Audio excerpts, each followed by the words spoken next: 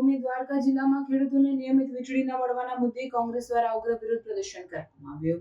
જિલ્લા કોંગ્રેસ સમિતિના નેજા હેઠળ મોટી સંખ્યામાં ખેડૂતો અને કાર્યકર્તાઓએ પશ્ચિમ ગુજરાત વીજ કંપની લિમિટેડની સ્થાનિક કચેરીનો ઘેરાવ કર્યો હતો।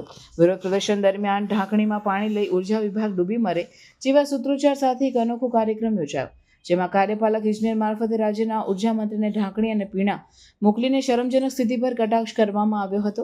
આ વિરોધ પ્રદર્શનનું નેતૃત્વ કરી રહેલા કિસાન કોંગ્રેસના આગેવાન પાલ આંબલિયાએ સરકાર અને વીજ તંત્ર પર આકરા પ્રહારો કર્યા હતા। તેમણે જણાવ્યું કે સરકાર ખેડૂતોને દિવસે 8 કલાક વીજળી આપવાનો વાયદો કરી રહી છે, પરંતુ વાસ્તવિકતામાં ખેડૂતોને પૂરતો વીજ પુરવઠો મળતો નથી। જ્યારે ખેડૂતો સમયસર અને પૂરા વીજ બિલ ભરે છે, ત્યારે વીજ તંત્ર દ્વારા અપૂરતી વીજળી આપીને તેમની સાથે અન્યાય કરવામાં આવી રહ્યો છે।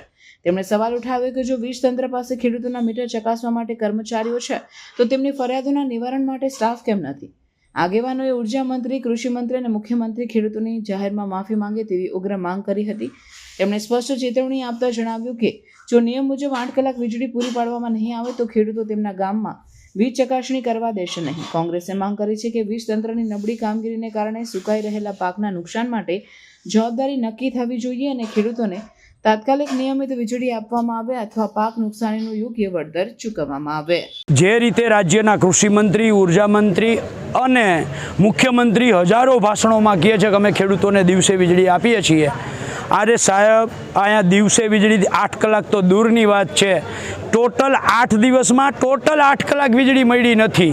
એટલે આજે વડોદરા સબ ડિવિઝનના તમામ ખેડૂતો અને ખંભાળિયા ડિવિઝનની અંડરમાં આવતા ડિવિઝનના ખેડૂતોએ સાથે મળી એક ઢાંકણી અને પાણી લઈ આવી આપના ખંભાળિયાના કાર્યપાલક ઇજનેરના માધ્યમથી ઢાંકણી અને પાણી બંને મોકલું છે।